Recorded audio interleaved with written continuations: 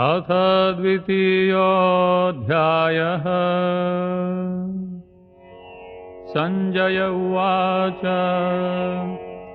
तं तथा कृपयाविष्टम् अश्रुपूर्णाकुलेक्षणम् विषीदन्तमिदं वाक्यम् उवाच मधुसूदनः। श्रीभगवानुवाच कुतस्त्वाकश्मलमिदं विषमे समुपस्थितम् अनार्यजुष्टमस्वर्ग्यम् अकीर्तिकरमर्जुन। क्लैब्यं मास्मगमः पार्थ नैतत्त्वय्युपपद्यते। क्षुद्रं हृदय दौर्बल्यं त्यक्त्वोत्तिष्ठ परन्तप।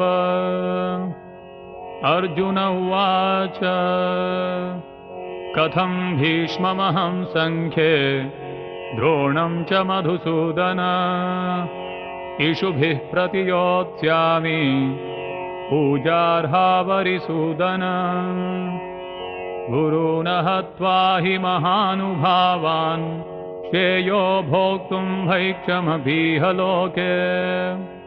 हत्वार्थकामांस्तु गुरूनिहैव भुञ्जीय भोगान् रुधिरप्रदिग्धान्। न चैतद्विद्मः कतरन्नो गरीयो यद्वा जयेम यदि वा नो जयेयुः। यानेव हत्वा न जिजीविषामस्तेव स्थिताः प्रमुखे धार्तराष्ट्राः। कार्पण्यदोषोपहतः स्वभावः पृच्छामि त्वां धर्मसम्मूढचेताः। यच्छ्रेयस्यान्निश्चितं ब्रूहि तन्मे शिष्यस्तेऽहं शाधि मां त्वां प्रपन्नम्। न हि प्रपश्यामि ममापनुद्यात् यच्छोकमुच्छोषणमिन्द्रियाणाम्। अवाप्य भूमावसपत्नवृद्धं राज्यं सुराणामपि चाधिपत्यम्। संजय उवाच एवमुक्त्वा ऋषिकेशं गुडाकेशः परन्तप न योत्स्य इति गोविन्दम् उक्त्वा तूष्णीं बभूवः। तमुवाच ऋषिकेशः प्रहसन्निव भारत सेनयोरुभयोर्मध्ये विषीदन्तमिदं वचः। श्रीभगवानुवाच अशोच्यानन्वशोचस्त्वं प्रज्ञावादांश्च भाषसे। गतासूनगतासूंश्च नानुशोचन्ति पण्डिताः। न त्वेवाहं जातु नासं न त्वं नेमे जनाधिपाः। न चैव न भविष्यामः सर्वे वयमतः परम्।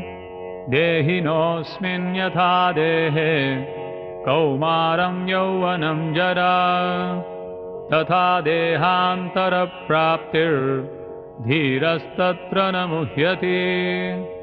मात्रा स्पर्शास्तु कौन्तेय शीतोष्णसुखदुःखदाः। आगमापायिनो नित्याः तां तितिक्षस्व भारत। यं हि न व्यथयन्त्येते पुरुषं पुरुषर्षभ। समदुःखसुखं धीरं सोऽमृतत्वाय कल्पते। नासतो विद्यते भावो नाभावो विद्यते सतः। उभयोरपि दृष्टोऽन्तस्त्वनयोस्तत्त्वदर्शिभिः। अविनाशि तु तद्विद्धि येन सर्वमिदं ततं। विनाशमव्ययस्यास्य न कश्चित् कर्तुमर्हति। अन्तवन्त इमे देहा नित्यस्योक्ताः शरीरिणः। अनाशिनो प्रमेयस्य तस्माद्युध्यस्व भारत। ययेनं वेत्ति हन्तारं यश्चैनं मन्यते हतम् उभौ तौ न विजानीतो नायं हन्ति न हन्यते न जायते म्रियते वा कदाचिन् नायं भूत्वा भविता वा न भूयः अजो नित्यः शाश्वतोऽयं पुराणो न हन्यते हन्यमाने शरीरे वेदाविनाशिनं नित्यं य एनमजमव्ययम् कथं स पुरुषः पार्थ कं घातयति हन्तिकम् वासांसि जीर्णानि यथा विहाय नवानि गृह्णाति नरोपराणि तथा शरीराणि विहाय जीर्णानि अन्यानि संयाति नवानि देहि नैनं छिन्दन्ति शस्त्राणि नैनं दहति पावकः न चैनं क्लेदयन्त्यापो न शोषयति मारुतः अच्छेद्योऽयमदाह्योऽयम् अक्लेद्यो शोष्य एव च नित्यः सर्वगतस्थाणुर् अचलोऽयं सनातनः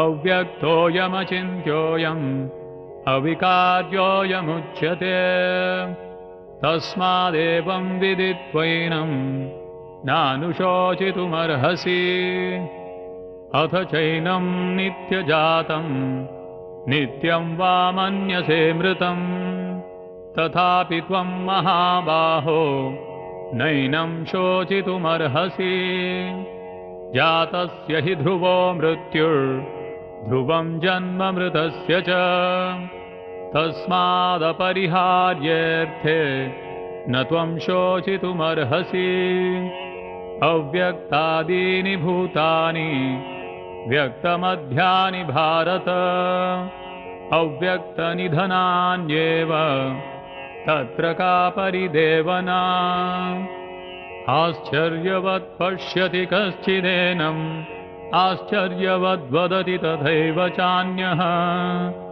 आश्चर्यवच्चैनमन्यः शृणोति श्रुत्वाप्येनं वेद न चैव कश्चित् देहि नित्यमवध्योऽयं देहे सर्वस्य भारत तस्मात् सर्वाणि भूतानि न त्वं शोचितुमर्हसि स्वधर्ममपि चावेक्ष न विकम्पितुमर्हसि धर्म्याद्धियुद्धात् श्रेयोऽन्यत् क्षत्रियस्य न विद्यते यदृच्छया चोपपन्नं स्वर्गद्वारमपावृतम् सुखिनः क्षत्रियाः पार्थ लभन्ते युद्धमीदृशम् अथ चेत्त्वमिमं धर्म्यं सङ्ग्रामं न करिष्यसि ततः स्वधर्मं कीर्तिं च हित्वा पापमवाप्स्यसि अकीर्तिं चापि भूतानि कथयिष्यन्ति ते व्ययाम् सम्भावितस्य चाकीर्तिं मरणादतिरिच्यते भयाद्रणादुपरतं मंस्यन्ते त्वां महारथाः येषां च त्वं बहुमतो भूत्वा यास्यसि लाघवम् अवाच्यवादांश्च बहून् वदिष्यन्ति तवाहिताः निन्दन्तस्तव सामर्थ्यं ततो दुःखतरं नु किम् हतो वा प्राप्स्यसि स्वर्गं जित्वा वा भोक्ष्यसे महीम् तस्मादुत्तिष्ठ कौन्तेय युद्धाय कृतनिश्चयः सुखदुःखे समे कृत्वा लाभालाभौ जयाजयौ ततो युद्धाय युज्यस्व नैवं पापमवाप्स्यसि एषा ते विहिता साङ्ख्ये बुद्धिर्योगे त्विमां शृणु बुद्ध्या युक्तो यया पार्थ कर्मबन्धं प्रहास्यसि नेहाभिक्रमनाशोऽस्ति प्रत्यवायो न विद्यते स्वल्पमप्यस्य धर्मस्य त्रायते महतो भयान् व्यवसायात्मिका बुद्धिर्एकेह कुरु नन्दन बहुशाखा ह्यनन्ताश्च बुद्धयो व्यवसायिनाम् यामिमां पुष्पितां वाचं प्रवदन्त्यविपश्चितः वेदवादरताः पार्थ नान्यदस्तीति वादिनः कामात्मानः स्वर्गपरा जन्मकर्मफलप्रदां क्रियाविशेषबहुलां भोगैश्वर्यगतिं प्रति भोगैश्वर्यप्रसक्तानां तयापहृतचेतसां व्यवसायात्मिका बुद्धिः समाधौ न विधीयते त्रैगुण्यविषया वेदा निस्त्रैगुण्यो भवार्जुन निर्द्वन्द्वो नित्यसत्त्वस्थो निर्योगक्षेम आत्मवान् यावानर्थ उदपाने सर्वतः सम्प्लुतोदके तावान् सर्वेषु वेदेषु ब्राह्मणस्य विजानतः कर्मण्येवाधिकारस्ते मा फलेषु कदाचन मा कर्मफलहेतुर्भूः मा ते सङ्गोऽस्त्वकर्मणि योगस्थः कुरु कर्माणि सङ्गं त्यक्त्वा धनञ्जय सिद्ध्यसिद्ध्योः समो भूत्वा समत्वं योग उच्यते दूरेण ह्यवरं कर्म बुद्धियोगात् धनञ्जय बुद्धौ शरणमन्विच्छ कृपणाः फलहेतवः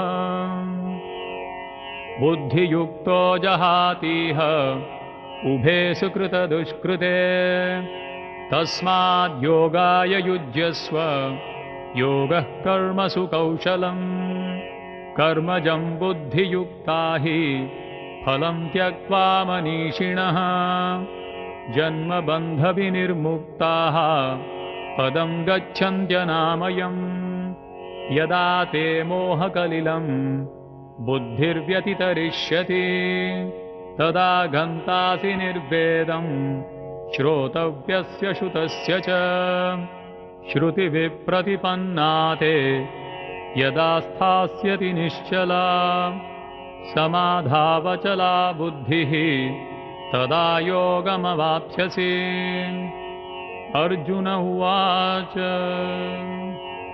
स्थितप्रज्ञस्य का भाषा समाधिस्थस्य केशव स्थितधीः किं प्रभाषेत किमासीत व्रजेत किम् श्रीभगवानुवाच प्रजहाति यदा कामान् सर्वान् पार्थमनोगतान् आत्मन्येवात्मना तुष्टः स्थितप्रज्ञस्तदोच्यते दुःखेष्वनुद्विग्नमनाः सुखेषु विगतस्पृहः वीतरागभयक्रोधः स्थितधीर्मुनिरुच्यते यः सर्वत्रानभिस्नेहः तत्तत्प्राप्य शुभाशुभम् नाभिनन्दति न द्वेष्टि तस्य प्रज्ञा प्रतिष्ठिता यदा संहरते चायं कूर्मोऽङ्गानीव सर्वशः इन्द्रियाणीन्द्रियार्थेभ्यः तस्य प्रज्ञा प्रतिष्ठिता विषया विनिवर्तन्ते निराहारस्य देहिनः रसवर्जं रसोऽप्यस्य परं दृष्ट्वा निवर्तते यततो ह्यपि कौन्तेय पुरुषस्य विपश्चितः इन्द्रियाणि प्रमाथीनि हरन्ति प्रसभं मनः तानि सर्वाणि संयम्य युक्त आसीत मत्परः वशे हि यस्येन्द्रियाणि तस्य प्रज्ञा प्रतिष्ठिता ध्यायतो विषयान् पुंसः सङ्गस्तेषूपजायते सङ्गात् सञ्जायते कामः कामात् क्रोधोऽभिजायते क्रोधात् भवति सम्मोहः सम्मोहात् स्मृतिविभ्रमः स्मृतिभ्रंशात् बुद्धिनाशो बुद्धिनाशात् प्रणश्यति रागद्वेषविमुक्तैस्तु विषयानिन्द्रियैश्चरन् आत्मवश्यैर्विधेयात्मा प्रसादमधिगच्छति प्रसादे सर्वदुःखानां हानिरस्योपजायते प्रसन्नचेतसो ह्याशु बुद्धिः पर्यवतिष्ठते नास्ति बुद्धिरयुक्तस्य न चायुक्तस्य भावना न चाभावयतः शान्तिः अशान्तस्य कुतः सुखम्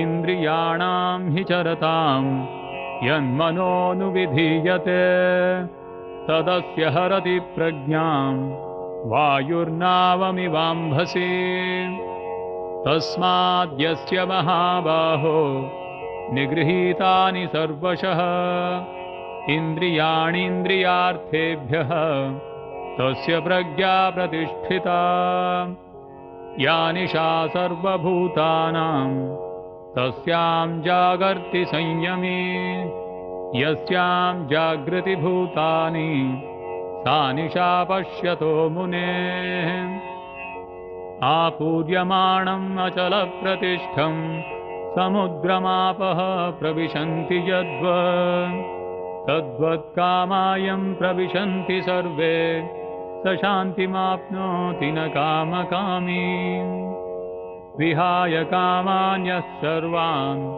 पुमांश्चरति निःस्पृहः निर्ममो निरहङ्कारः स शान्तिमधिगच्छति एषा ब्राह्मी स्थितिः पार्थ नैनां प्राप्य विमुह्यति स्थित्वा स्यामन्तकालेऽपि ब्रह्मनिर्वाणमृच्छति ॐ तत्सदिति श्रीमद्भगवद्गीतासूपनिषत्सु ब्रह्मविद्यायां योगशास्त्रे श्रीकृष्णार्जुनसंवादे सांख्ययोगो नाम द्वितीयोऽध्यायः।